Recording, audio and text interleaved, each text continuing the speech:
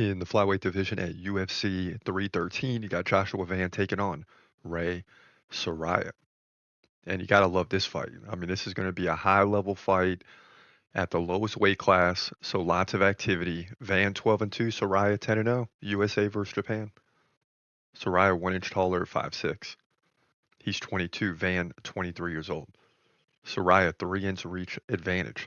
Both guys stand right-handed.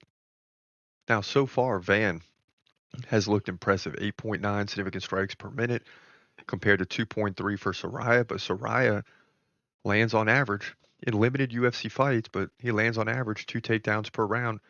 Van gets 1 every 3.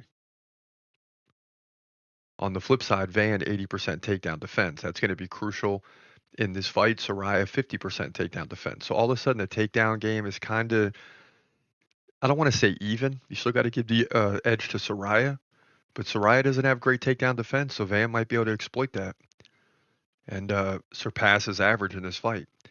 Now, Van is coming off the win over Cody Durden by decision. He beat Edgar Chairez by decision.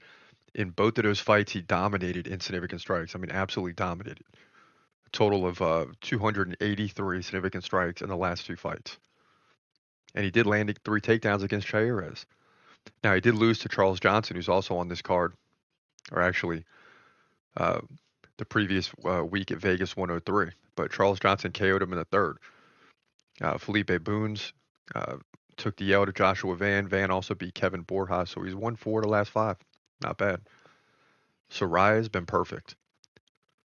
Won at Road to UFC by submission and by decision with just dominant takedown game, right? 11-1 in takedowns. Then in the third Road to UFC fight, he landed a KO in the first. So he's shown, versatility by being able to win in the stand-up, land in the KO, whatever it takes, and he comes into the UFC and just stifles Carlos Hernandez. I mean, it's just 17-16 in significant strikes, 3-1 in takedowns.